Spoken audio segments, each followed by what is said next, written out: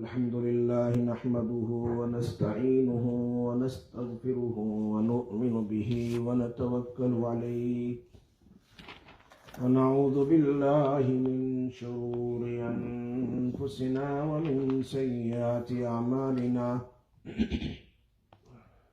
من يهده الله فلا مضل له ومن يضلل فلا هادي له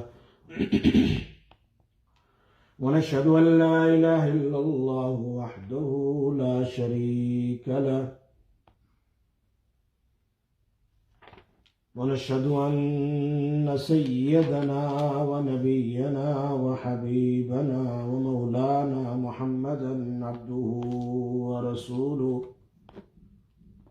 أما بعد باب علامات حب الله تبارك وتعالى العبد والحث على التخلق بها والسعي في تحصيلها. قال الله تعالى بعد أعوذ بالله من الشيطان الرجيم بسم الله الرحمن الرحيم قل إن كنتم تحبون الله فاتبعوني يحببكم الله ويغفر لكم ذنوبكم والله غفور رحيم. وقال تعالى يا أيها الذين آمنوا من يرتد منكم عن دينه فسوف يأتي الله بقوم يحبهم ويحبونه أذلة على المؤمنين أعزة على الكافرين يجاهدون في سبيل الله ولا يخافون لومة لائم ذلك فضل الله يؤتيه من يشاء والله واسع عليم. صدق اللہ العلی العظیم. میرے بھائیوں اور مدرسے میں بیٹھ کر سننے والی محترمہ میری مائیں اور بہنیں اور بیٹی، امام نووی رحمۃ اللہ علیہ نے ایک اور باب قائم کیا. اللہ تبارک و تعالیٰ اپنے بندوں کے ساتھ کب محبت کرتا ہے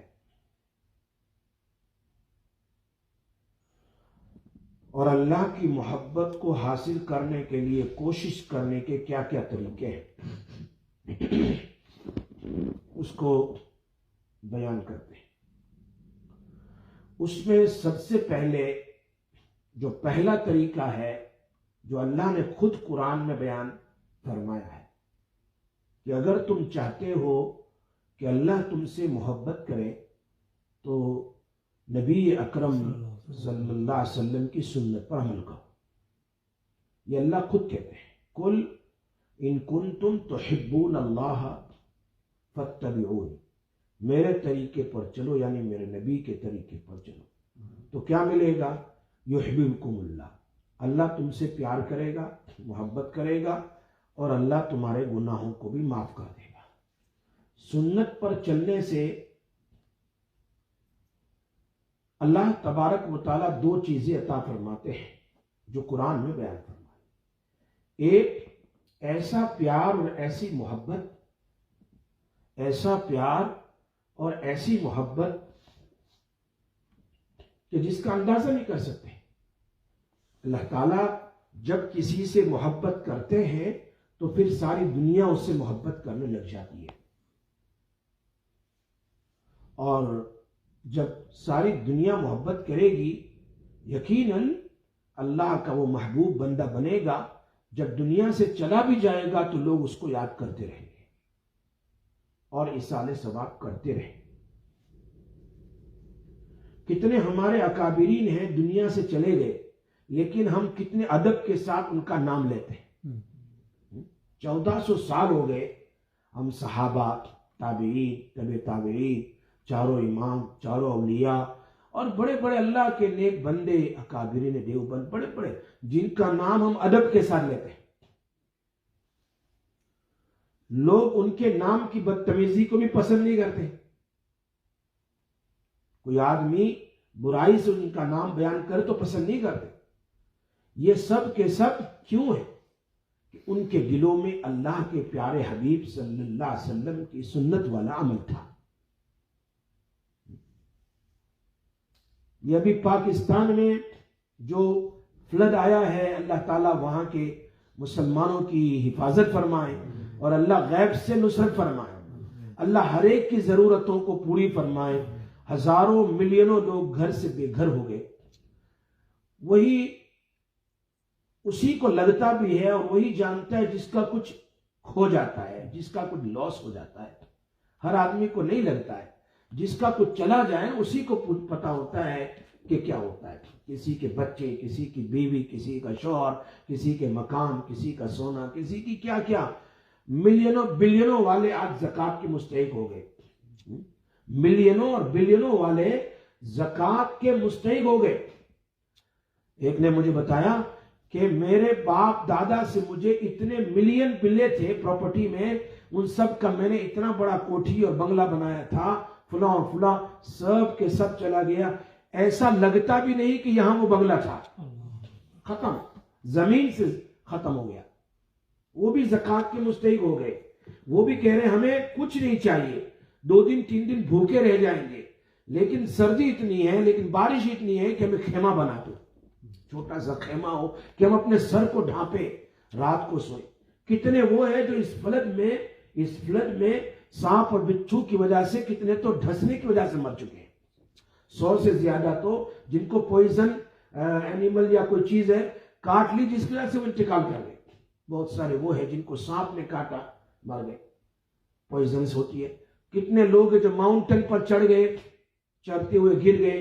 کتنے لوگ ہیں جو ماؤنٹن پر ان کو سانپ نے کاٹ لیا. فلاں فلاں. بچوں کے ساتھ چڑھنا کوئی آسان کام ہے اتنے بڑے فلڈ کے اندر میں. تو کتنے وہ ہے. وہ ایک نے مجھے بتایا کہ میری ماں بوڑھی ہے، 75-80 ایئرس کی ہے، اور میرے 5 بچے ہیں اور میں اور بیوی ہوں، اور وہاں مسجد میں اعلان ہوا کہ 15 منٹ کے اندر میں پانی آ رہا ہے سامنے سے، جہاں سے ڈیم توڑا گیا، بھاگو. کہا میں اپنی ماں کو اٹھاؤں، گھر کی چیز تو چھوڑو، گھر کی ایک چیز نہیں لی. میں نے 2 بچوں کو اٹھایا ایک طرف اوپر اور میری ماں کو اٹھایا، اور میں بھاگا بھاگا بھاگا بھاگا، اور میری بیوی نے 2 بچے کو لیا اور بھاگے. جب پانی ختم دیکھا تو وہاں ہمارے مکان کا ایک ذرہ برابر نشان تک نہیں کہ کہاں میرا مکان تھا. سب ختم، بچ گئے. اللہ پاک نے ان کی حفاظت کر لی. تو وہاں قبرستان میں کل ایک عالم کا فون آیا مجھ پر، اللہ اکبر، کہ مدرسے والے بچے اور اساتذہ ایک بہت بڑے گاؤں میں وہ قبرستان میں چلے گئے کہ بہت ساری قبریں کھل گئی ہے، بہت ساری قبریں کھل گئی ہے، فلڈ کی وجہ سے بیٹھ گئی یا کھل گئی. انہوں نے مجھے بتایا کہ یہ دیکھو ایک عورت کی قبر کھلی ہوئی ہے، پیچھے کی طرف سے آدھی کھلی ہوئی ہے، اور اتنی خوشبو آ رہی جنت کی کہ پورا قبرستان مہک رہا ہے. اور کہا آؤ سب مل کر آؤ، پورے گاؤں والے آؤ اور دیکھو اس قبر کے اندر سے خوشبو آ رہی ہے. ایسا نہیں کہ صرف قبر کے اندر، پورے قبرستان میں مہک رہی ہے. پھر اس کے پڑوس میں اس کی بیٹی جو عالمہ تھی، کہا یہ عورت جس کی قبر سے خوشبو آ رہی ہے، اس نے کہا تھا میں اپنی پوری زندگی میں اپنی بچیوں کو اللہ کے دین کے لیے وقف کروں گی، 3 بچیوں کو وقف کروں گی اور صرف دین سکھاؤں گی، یعنی ان کو اسکول نہیں بھیجوں گی، ان کو اللہ اور رسول صلی اللہ علیہ وسلم کے دین کے لیے وقف کروں گی. دیکھو اللہ پاک نے ان کی قبر میں دیکھا، بیٹیاں عالمہ ہیں، بیٹی کی قبر، سبحان اللہ کتنا نور ہے. تو یہ تو ایک کہا، ایک اور بھی ہے وہاں پیچھے بھی ایک قبر ہے، اتنی خوشبو ہے اور پوری باڈی صحیح سالم ہے، اس عورت کی باڈی پوری صحیح سالم ہے. تو میں یہ کہنا چاہتا ہوں اگر ہمارے دل میں اللہ رسول صلی اللہ علیہ وسلم کی محبت ہوگی نا تو دنیا میں بھی لوگ پیار کریں گے اور اچھے نام سے یاد کریں گے، اور قبر میں بھی انشاءاللہ اللہ تعالی ہماری قبر کو جنت کا باغ بنائے گا، جنت کا باغ ہوگا. اسی لیے حدیث میں آتا ہے نا، جب ایسے نیک مومن کی موت آتی ہے، مومن اور مومنہ کی، مرد ہو یا عورت، ایسے لوگوں کی جب موت آتی ہے جو سنت پر چلنے والے ہوتے ہیں، تو فرشتے مرتے وقت ان کے پاس آتے ہیں، ایک نہیں 500 فرشتے، اور جنت کے گلاب اور فلاور لے کر آتے ہیں۔ جنت کے فلاور میں جو خوشبو ہوتی ہے، وہ خوشبو دیکھتے ہی، وہ فلاور دیکھتے ہی مرنے والا کہتا ہے مجھے لے جاؤ، بہت ہو گیا دنیا میں اللہ کو دیکھنا چاہتا ہوں۔ وہ تڑپتی ہے اس کی روح نکلنے کے لیے، اور ایسی نکلتی ہے جیسے پانی کو مٹکے سے الٹا کر دو، کلے پاٹ ہوتا ہے نا، اس کو الٹا کر دو، پانی کیسے نکل جاتا ہے جلدی، یا بول کے اندر میں پانی، اس کو الٹا کر دو ایک دم، ایسے اس کی روح نکل جاتی ہے۔ اور وہ فرشتے شیطان کو بھگاتے ہیں، ایسے نیک لوگوں کو کلمہ یاد دلاتے ہیں، کلمہ یاد دلاتے ہیں، اور پھر وہ فرشتے انہیں کہتے ہیں یا ایتھا النفس المطمئنہ، اور پیور بدن میں رہنے والی پاکیزہ سول، رب کی طرف چل جو تجھ سے راضی ہے۔ آج تجھ پر اللہ غضبناک نہیں ہوں گے، محبت کے ساتھ ملیں گے۔ دنیا میں اس کو میسج سنایا جاتا ہے، اور یہ جنت تیرا انتظار کر رہی ہے، اس کو اسی وقت بتلا دیا جاتا ہے۔ بہت سارے مومن مومنات کو جنت دنیا ہی میں مرتے وقت ہی بتلا دی جاتی ہے، پھر اس کو فرشتے لے جاتے ہیں، روح لے کر تو چلے گئے 500 فرشتے، پھر 70,000 فرشتے اس کے جنازے میں آتے ہیں۔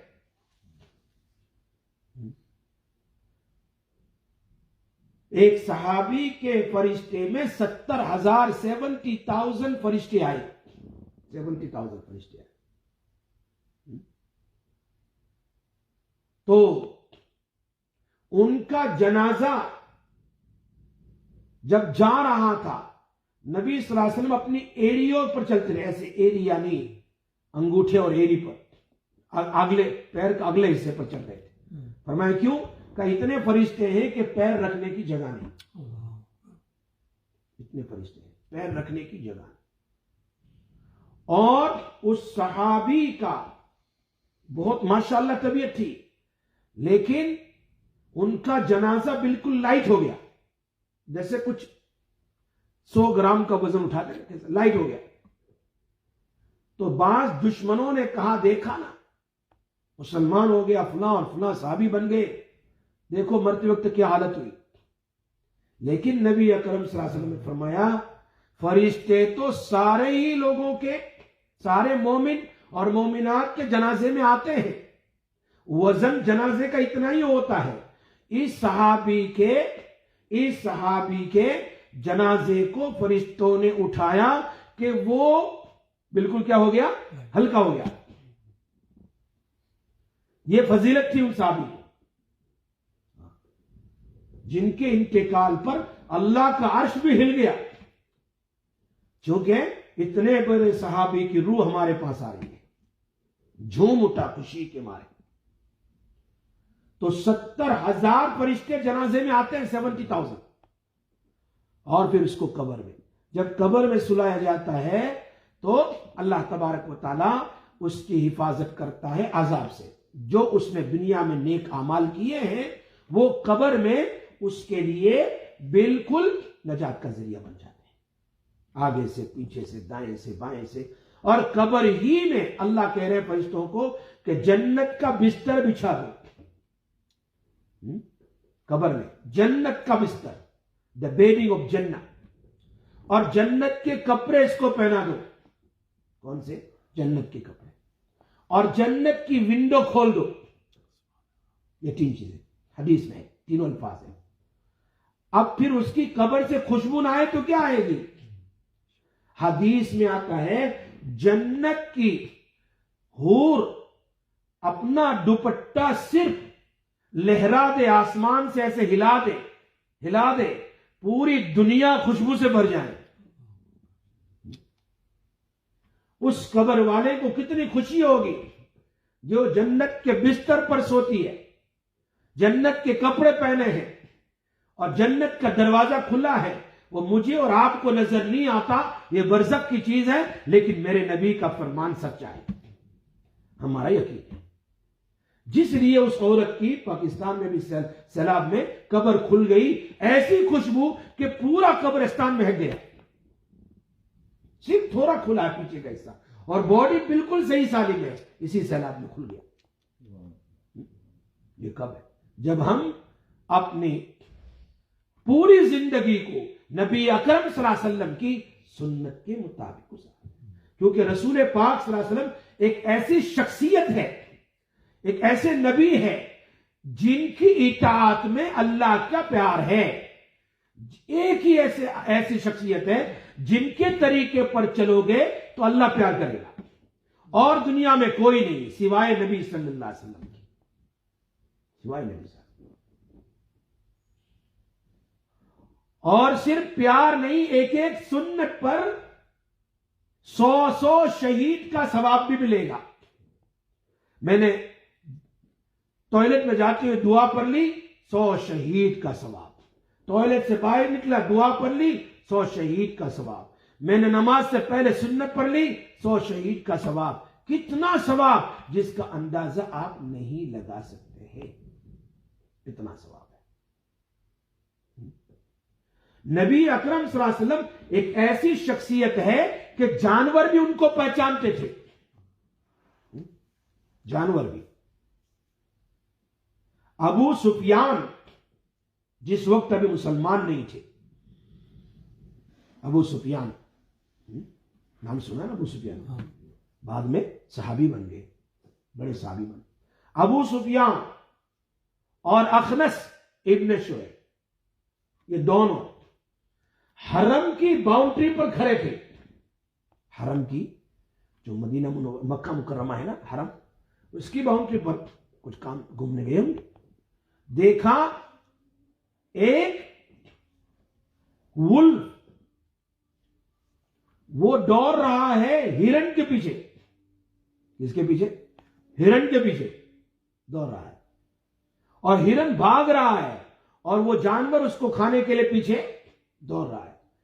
بالکل ابھی پکڑنے کی تیاری تھی، ایسے ہرن کو پکڑنے کی، کہ ہرن کے اگلے 2 پیر حرم کی باؤنڈری میں آ گئے. کہاں پر آ گئے بھائی؟ 2 پیر پیچھے ہیں اور 2 پیر حرم جہاں شروع ہوتا ہے نا اس کی باؤنڈری کے اندر میں. ایسے اس ولف نے اپنے اگلے پکڑنے والے پیر کو ایسے سکیر لیے، اس کو نہیں پکڑا. کیوں؟ حرم میں داخل ہوتے ہوئے جانور کو بھی پتا ہے کہ اس میں شکار نہیں کرنا چاہیے، حرم کا بھی پتا ہے جانور کو.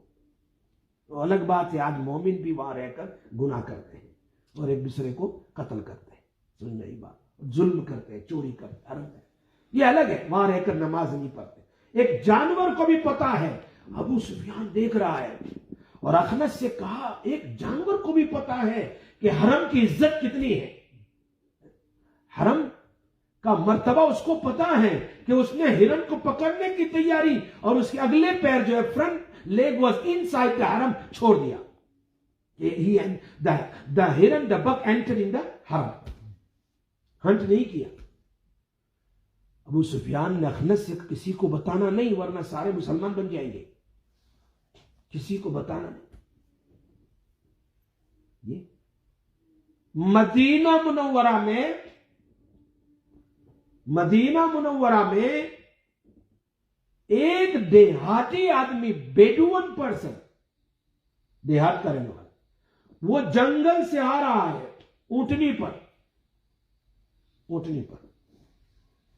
اور جیسے ہی مدینہ منورہ سے اس کا گزر ہو رہا ہے مسجد نبوی صلی اللہ علیہ وسلم کے پاس، اس وقت تو چھوٹا مدینہ منورہ تھا، اگلا حصہ جو آپ نے دیکھا ہوگا حرم کا بس وہی تھا نا چھوٹا. وہ تو بعد میں حضرت عثمان نے تھوڑا آگے بڑھایا، ورنہ چھوٹا حصہ تھا. ریاض الجنہ کے بعد 2 صفوں میں بس اتنا حصہ تھا. وہ جہاں آپ صاحب سوئے وہ تو مکان تھے، حضرت عائشہ رضی اللہ تعالیٰ عنہ کے فاطمہ، یہ سب مکان تھے. تو یہ سب کے سب چاروں طرف صحابی کے مکان تھے. آپ باب السلام سے داخل ہوتے سلام پڑھنے کے لیے، یہ سب کے سب ابو ایوب انصاری، ابو بکر رضی اللہ وغیرہ کے مکان تھے. یہ سارے مکان تھے، چھوٹا مدینہ تھا. اور مسجد قباء دور تھا، لوگ چلتے جاتے تھے. آج کی طرح نہیں کہ مدینہ پورا مل گیا کہ پتہ نہیں چلتا کہ کون سا مسجد قباء والا حصہ ہے فلاں، ایسا سب ایک ہی ہے۔ اس زمانے میں ادھر یہ چھوٹا سا قصبہ ہے اور وہاں یہ جتنا بھی وہ جنت البقیع ہے وہ قریب تھا، اور چھوٹے ایسے مکانات تھے وہاں۔ تو اونٹنی سے گزر رہا تھا وہ دیہاتی، اور اس نے دیکھا کہ لوگ بیٹھے ہوئے ہیں۔ پوچھا صحابہ سے، یہ کون ہے؟ کہ یہ ہمارے نبی ہے صلی اللہ علیہ وسلم، ہمارے نبی ہے۔ اچھا کیا کہہ رہے ہیں؟ کہا یہ ہمارے نبی کہہ رہے ہیں کہ یہ نبی ہے اور آخرت اللہ کی دعوت دے رہے ہیں کہ ایک اللہ کو مانو۔ اچھا وہ اپنی اونٹنی سے نیچے اترا اور کیا کہنے لگا، میں اگر میری قوم کی رشتہ داری یا میری قوم کی کوئی عزت نہ ہوتی تو میں تمہیں ابھی نعوذ باللہ قتل کر دیتا۔ اس نے کس کو کہا؟ نبی صلی اللہ علیہ وسلم۔ اور اس کے بعد کہا تم دعوت دیتے ہو اللہ کی، کس چیز کی؟ ایمان کی۔ اپنی اونٹنی پر ڈیتھ لیزر تھی، گوہ جس کو کہتے ہیں، عربی میں اس کو دب کہتے ہیں، اردو میں اس کو گوہ کہتے ہیں۔ یہ لذت چھپکلی، یہ لذت کو 20 مرتبہ بڑی کر دو، ایسی بڑی ایک چیز ہوتی ہے جس کو کیا کہتے ہیں؟ گوہ، بڑی گوہ، بڑی لذت جس کو کہتے ہیں۔ جنگل میں عرب لوگ اس کا شکار کرتے ہیں اور اس کو کھاتے بھی ہیں، آج کل بھی وہ شکار کر کے کھاتے ہیں، بہت سارے لوگ، ملتا بھی ہے بہت ساری جگہ پر۔ یہ گوہ ہے، یہ اس نے وہاں سے ہنٹنگ کر کے لایا تھا، ڈیتھ ایک دم مری ہوئی گوہ تھی۔ اس نے اپنے وہ اونٹنی سے اس کو نکالی اور نبی صلی اللہ علیہ وسلم کے سامنے ایسے ڈالی، اور پھر کیا کہا، لا اومن او یومن ھذا الدب، میں ایمان نہیں لاؤں گا جب تک یہ گوہ ایمان نہ لائے۔ مری ہوئی گوہ ہے، اللہ کے نبی کے سامنے ایسے ڈال دیا ایسے، میں لا اومن او یومن ھذا الدب، میں ایمان نہیں لاؤں گا جب تک کہ یہ میری مری ہوئی ہنٹنگ کی ہوئی گوہ ایمان نہ لائے۔ اب انسان بھی مر جاتا ہے تو بولتا ہے نہیں، انسان بھی اگر مر جائے تو بولتا نہیں ہے، اور یہ تو جانور مرا ہوا ہے۔ لیکن واہ یا رسول اللہ، قربان جاؤں میرے نبی، تم پر میں قربان جاؤں، ہزاروں لاکھوں ملینوں بلینوں ٹریلینوں جانیں قربان کر دو میرے نبی آپ پر۔ کیا کہا؟ فرمایا اللہ کے نبی صلی اللہ علیہ وسلم نے اس گوہ کی طرف دیکھا ایسے، he saw that dub go، اور یوں کہا یا دب اے گوہ۔ اس نے آنکھ کھولی، گوہ نے کیا کھولی؟ آنکھ کھولی۔ اور گوہ کی گردن نہیں ہوتی ہے، چھپکلی کی گردن نہیں ہوتی ہے، تو وہ کیا ایسی ہوتی ہے نا، ایسا پورا سینے کے ساتھ اپنا سر اٹھایا ایسے بات کرنے کے لیے، اتنا ایسے اٹھانا، اور یہ کیا ہے؟ پورا ایسا اٹھایا، زندہ ہو گئی، اور اپنا پورا سینے کے ساتھ سر اٹھایا۔ اللہ کے نبی نے کہا نا یا دب اے گو، تو اس نے کیا کہا؟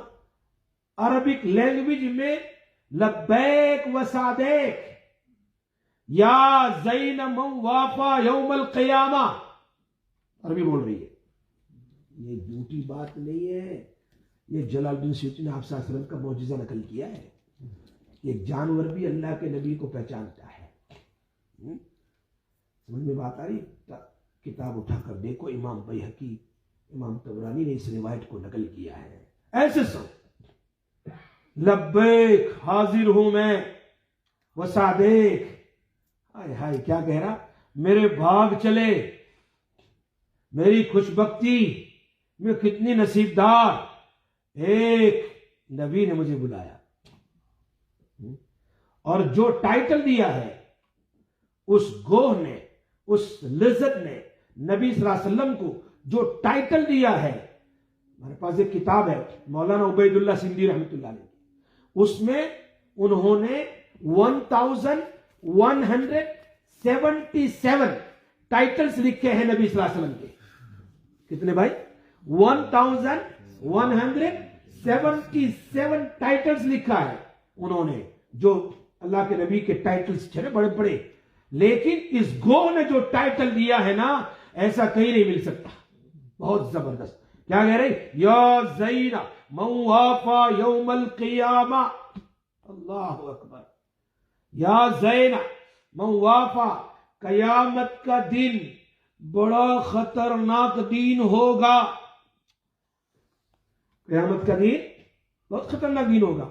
اس دن اے نبی صلی اللہ علیہ وسلم، آپ کا وہاں پریزنٹ ہونا، آپ کی حاضری سارے لوگوں کے لیے محبوب ہوگی، سارے لوگوں کے لیے نجات کا ذریعہ بنے گی. اب وہ ہے قیامت کا دن تو بڑا خطرناک ہے. یوم یفر المرء من اخیہ وامہ وابیہ. ماں باپ اپنے اولاد سے، اور اولاد اپنے ماں باپ سے، اور بھائی اپنی بہنوں سے، بہن اپنے بھائیوں سے بھاگے گی. شوہر اپنے بیوی سے، بیوی اپنے شوہر سے بھاگے گی.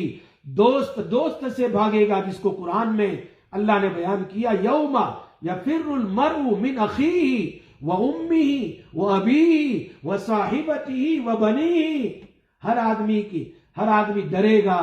آج مجھے اپنی فکر ہے کیسا یا لا یبقى ملک مقرب، لا یبقى ملک مقرب ولا نبی مرسل الا جسا على ركبتيه ويقول یا رب نفسی نفسی، یا رب نفسی نفسی. ہر فرشتہ، ہر نبی، ہر رسول اپنے گھٹنے ٹیک دے گا اور بیٹھ جائے گا اللہ کے سامنے اور کہے گا یا اللہ ہمیں اپنی ذات کی فکر ہے. آدم کہیں گے علیہ السلام یا رب نفسی نفسی. شیش کہیں گے یا رب نفسی نفسی. ابراہیم کہیں گے علیہ السلام، موسیٰ علیہ السلام کہیں گے، عیسیٰ علیہ السلام کہیں گے، یحییٰ علیہ السلام کہیں گے، ہود، لوط، صالح، سارے انبیاء کہیں گے یا رب نفسی نفسی. ایسے خطرناک وقت میں صرف ایک ذات ہوگی، محمد بن عبداللہ بن عبد المطلب. وہ کہیں گے یا رب امتی امتی، اے میرے اللہ میری امت کا ذرا حساب آسان کر دینا، میری امت کا آسان کر دینا، میری امت کو معاف کر دے. یہ نبی صلی اللہ علیہ وسلم اعلان کریں گے.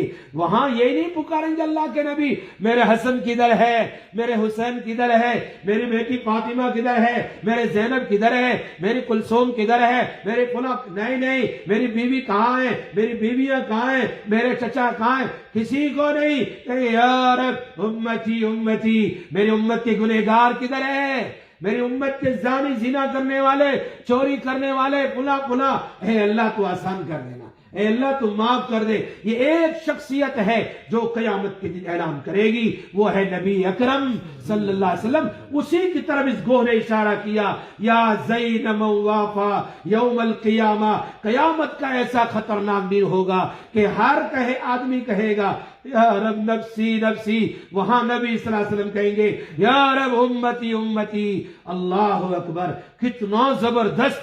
کتنا زبردست ٹائٹل دیا کہ آپ کی وجہ سے قیامت میں سارے خوش ہو جائیں گے. ایسا ٹائٹل ایک جانور دے رہا ہے نبی صلی اللہ علیہ وسلم کو. پھر پوچھا من تعبد، من تعبد، اے گوہ کس کی تو عبادت کرتی ہے. دیکھا کس کی عبادت کرتی ہے. کہا اس گو نے، اس لذت نے وَفِي السَّمَاءِ عَرْشُهُ وَفِي الْأَرْضِ سُلْطَانُهُ وَفِي الْبَحْرِ سَبِيلُهُ وَفِي الْجَنَّةِ رَحْمَتُهُ وَفِي النَّارِ عَذَابُهُ. میں اس اللہ کی عبادت کرتی ہوں. وہ کہہ رہی ہے. عربی تو دیکھو اس کا کیا کہہ رہی ہے. میں اور آپ بھی نہیں بول سکتے. ایک جانور کہہ رہا اللہ کے نبی کو پہچانتے اللہ کے نبی کو. دیکھو کیسے آگے بتاتا ہوں.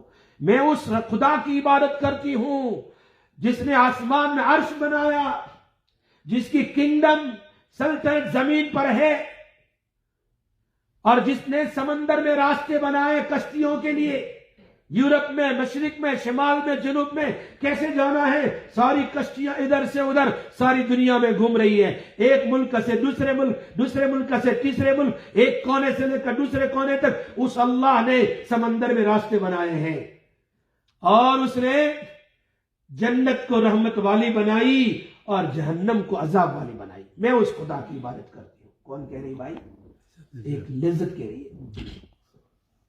پھر کہا من انا، اے گو بت، او دیہاتی آنکھیں پھاڑ پھاڑ کر دیکھ رہا ہے، بڑی ہوئی گو کیسے بول سکتی ہے، اور وہ بھی انہی کے گا رہی ہے، انہی کے گیت گا رہی ہے، نبی جو پوچھے بول رہی ہے، یہ کیسے؟ ابھی تو میں ہنٹنگ کر کے لایا، ڈیتھ سی مری ہوئی میرے سامنے ڈالی۔ اللہ ویسے من انا، اے گو بتا میں کون ہوں۔ دیکھا یہ گو پہچان رہی ہے، کیا کہہ رہی ہے؟ کیا کہا؟ واہ یا رسول اللہ صلی اللہ علیہ وسلم، کہہ رہی ہے انت رسول رب العالمین، تم ساری دنیا کے رسول ہو۔ ایک گو کہہ رہی ہے انت رسول رب العالمین، پوری دنیا، ہم تو ابھی آئے بھی نہیں تھے دنیا میں، سب کے نبی آپ ہو۔ اور ایک گو کو بھی پتا ہے کہ فتنہ ہونے والا ہے آگے چل کر، کہ ان کے علاوہ لوگ بھی اپنے آپ کو آخری نبی کہنے والے ہیں۔ نبی صلی اللہ علیہ وسلم کے جانے کے بعد بھی دوسرے لوگ بھی اپنے آپ کے نبوت کا دعویٰ کرنے، تو وہ گو اسی وقت آگے کہتی ہے وَأَنْتَ خَاتَمُ النَّبِيِّينَ، آپ آخری لاسٹ نبی ہے، آپ کے بعد کوئی نبی نہیں۔ ایک گو کہتی، اور اس گو نے جو میسج دیا، اس گو نے، جیسے وہاں ابو سفیان نے اور اخرس نے، جب وہ بات رہ گئی، اس نے جیسے ایسا اٹھایا نا بک ہرن کے اوپر، تو پیچھے ہو گیا حرم کو دیکھ کر، تب اس نے کہا واہ عجیب عجیب جدا، تعجب ہے، ایک ولف کو بھی پتا ہے حرم کیا ہے، تو اس ولف نے کہا ابو سفیان کو اس سے بھی بڑی تعجب کی بات بتاؤں، وہ بھی عربی میں کہہ ابو سفیان کو، اس سے بھی بڑی عجیب تعجب کی بات بتاؤں، یہ تو کچھ تعجب کی نہیں کہ میں نے حرم کو پہچانا اور اس پر شکار نہیں کیا، اس سے بھی عجیب تمہارے مکہ مکرمہ میں آخری نبی آئے ہیں، وہ جنت کی طرف بلا رہے ہیں اور تم جہنم کی طرف جا رہے ہو۔ اس جانور نے، ولف نے کہا تھا ابو سفیان کو، تو اس نے کہا تھا کسی کو بتانا نہیں، وہ سارے مسلمان بن جائیں گے۔ یہاں یہ کہہ رہی ہے گو قد افلح من صدقک وقد خاب من کذبک، کامیاب ہوگا وہ اے میرے نبی جو تمہاری تصدیق کرے گا، جو تمہارے راستے پر چلے گا، جو تمہاری بات مانے گا، وہ کامیاب ہوگا، اور وقد خواب من کذبک، ناکام ہو جائے گا وہ آدمی جو میرے نبی، جو تمہارے طریقے سنت پر نہیں چلے گا۔ میری بات سمجھ آ رہی ہے؟ ایک گو بھی مثال دے رہی ہے، نبی صلی اللہ علیہ وسلم کی سنت کو اختیار کرنے والا کامیاب ہوگا، اور ان کے طریقے کو چھوڑنے والا، اور اسی بات کو اللہ نے قرآن کریم میں 7 ٹائم قسم کھا کر بیان کیا، اسی بات کو جو گو نے بیان کی، اللہ نے اسی بات کو 7 ٹائم زبور میں، تورات میں، بائبل میں اور قرآن میں 7 مرتبہ قسم کھا کر بیان کیا۔ وہ کیا ہے؟ والشمس وضحاها، سورج کی قسم، والقمر اذا تلاها، چاند کی قسم، والنہار اذا جلاها، دن کی قسم، واللیل اذا یغشاها، رات کی قسم، والسماء وما بناها، آسمان کی قسم، والارض وما طحاها، زمین کی قسم، ونفس وما سواها، تیری ذات کی قسم، تیرے نفس کی قسم، فَأَلْهَمَهَا فُجُورَهَا وَتَقْوَاهَا، اللہ نے ہر انسان کے اندر میں اچھائی بھی رکھی ہے، برائی بھی رکھی ہے۔ فرشتوں میں برائی نہیں ہے، اچھائی اچھائی ہے، شیطان میں برائی برائی ہے، we are in middle، فرشتوں میں only good and شیطان میں only bad and we are in the middle۔ فَأَلْهَمَهَا فُجُور، فجور بھی ہے، وَتَقْوَا، اچھائی بھی ہے، انسان میں گد بھی رکھا ہے، بیعت بھی رکھا ہے.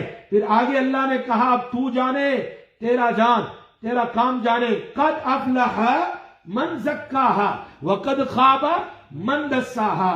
کامیاب ہوگا تو اگر اپنے آپ کو پاک کرے گا، ناکام ہوگا اگر تو برے راستے پر چلے گا. وہی بات یہاں گو نے بھی کہی، قد افلح من صدقک.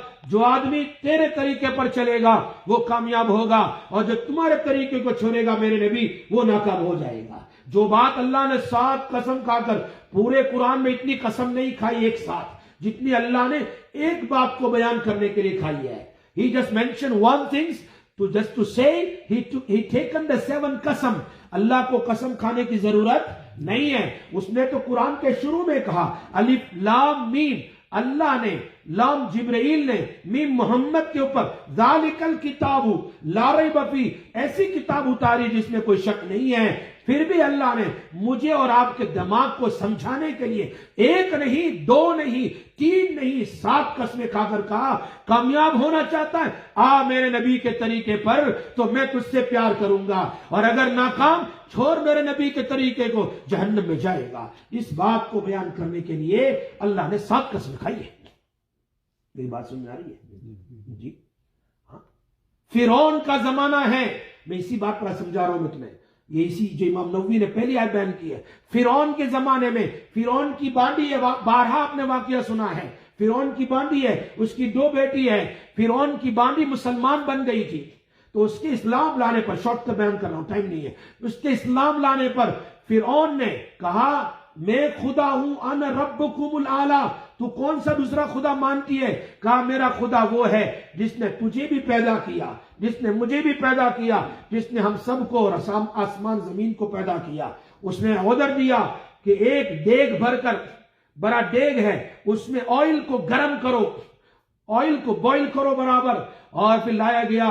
مان جا ابھی بھی مجھے خدا مان جا. کہا نہیں. اس کی 2 بچیاں تھی، ایک چلتی ہوئی ایک دودھ پیتی ہوئی. تو اس کی بڑی بچی کو اٹھایا اور دیگ کے اندر میں کھولتے ہوئے بوائل آئل کے اندر میں ڈال دیا. اس کی ہڈیاں ختم ہو گئی. وہ ماں دیکھ رہی ہے، رو رہی ہے. اندر سے آواز آئی اسبری فإن لک من الأجر. میری ماں صبر کرنا. ظاہر میں تو تمہیں جلتا ہوا نظر آتا ہے، ظاہر میں تو تمہیں کھولتا ہوا آئل نظر آتا ہے، میں جنت میں ہوں. فإن لک من الأجر، تجھے اجر پر ثواب ملے گا، صبر کرنا. اور پھر اس کی دوسری بچی کو دودھ پیتی، چھوٹی بچی ہے، دودھ پی، اس کو اٹھایا، اس کو بھی ڈالا، اندر میں ڈالا ہے، اور وہ بھی within a second وہ بھی ایک دم ختم ہو گئی بالکل ماں کی آنکھوں کے سامنے. اس ماں پر کیا گزری ہوگی پتہ لگاؤ، اندازہ کرو. How she felt it in front of her. 2 daughters been put in the hot and boiling oil. اللہ اکبر. اب کہا اب تیرا نمبر ہے. جب اس کو کہا ابھی بھی مان جا، مجھے خدا مان. وہ دونوں بیٹیوں نے کہا اسبری، صبر کرنا امی جان، صبر کرنا، اسلام پر باقی رہنا، چھوڑنا نہیں، اللہ کا انکار نہیں کرنا. نہیں مانوں گی میں تجھے. اس کو پکڑ کے لے جا رہے تھے تو وہ رو رہی تھی. اس نے فرعون سے کہا ایک میری آخری ریکویسٹ ہے. کیا کہا؟ لاسٹ ریکویسٹ ہے. میری آخری ریکویسٹ یہ ہے کہ جب مجھے بھی آئل میں ڈال دیا جائے، میں بھی جل جاؤں، تو میری اور میری دونوں بچیوں کی ہڈیاں ایک جگہ ایک قبر میں دفن کر دینا. ایک جگہ میری اور میری 2 بچیوں کی ہڈیاں the bones must bury one place. کہا ٹھیک ہے تیری ریکویسٹ قبول ہے. اس کو بھی اٹھا کر ڈال دیا گیا. جل گئی، ختم ہو گئی لیکن اسلام نہیں چھوڑا، اللہ کا انکار نہیں کیا. آج تو چھوٹی چھوٹی بات پر اسلام کا سودا کر لیتے ہیں، چھوٹی چھوٹی بات پر نبی کا اور نبی کے قرآن کا اور قسمیں، جھوٹی قسمیں کھا لیتے ہیں، اللہ کی عزت توڑ دیتے ہیں. چھوٹی چھوٹی بات کے اوپر، تھوڑی سی دنیا پر ہم اللہ کو بھول جاتے ہیں، دین کو چھوڑ دیتے ہیں. اس مائی کو دیکھ لو، اس بانڈی کو دیکھ لو. بانڈی ہے بانڈی فرعون کی. جب نبی صلی اللہ علیہ وسلم جب معراج میں تشریف لے جا رہے ہیں، کتنے سال کے بعد؟ 2050 سال کے بعد اس کو دفن کیا. اس کی ہڈیوں کو 2000 2000 years, 2050 years. سمجھ میں آئی بات؟ 2050 سال کے بعد، موسیٰ علیہ السلام کے زمانے کے بعد نبی صلی اللہ علیہ وسلم معراج میں جا رہے ہیں، وہ بیٹھے ہیں اپنی سواری پر، جنت کی سواری پر. کہا جبرائیل بہت جنت کی خوشبو کہیں سے آ رہی ہے، یہ کہاں سے خوشبو آ رہی کہ جنت قریب ہے؟ فرمایا نہیں، یہ موسیٰ علیہ السلام کے زمانے میں ایک بانی تھی، مسلمان تھی، ان کی 2 بچیوں کے ساتھ فرعون نے اس کو جلایا تھا، اس کی ہڈیاں جہاں دفن کی ہے اس کی قبر سے یہ خوشبو آ رہی ہے. کتنے سالوں کے بعد بھائی؟ 2050 سال کے بعد. وہی پاکستان والا واقعہ میں نے بھی سنا ہے تمہیں، اس سیلاب میں قبرستان میں کیا ہوا.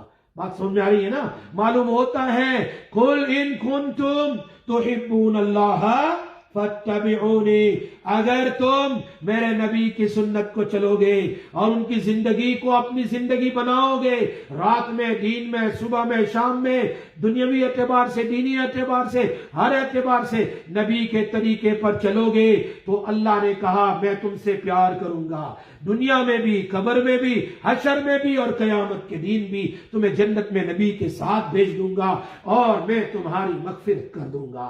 اللہ بہت بڑا مغفرت کرنے والا، رحم کرنے والا ہے.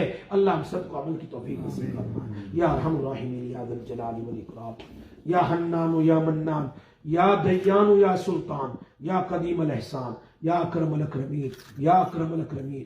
اے اللہ ہمارے گناہوں کو معاف فرما، اللہ ہمارے گناہوں کو معاف فرما، اللہ ہمارے گناہوں کو معاف فرما، اللہ ہم پر رحم فرما، اللہ ہم پر رحم فرما. اے اللہ ہماری پریشانیوں کو دور فرما، ہماری مشکلوں کو آسان فرما. اے اللہ ہماری بیماریوں کو دور فرما.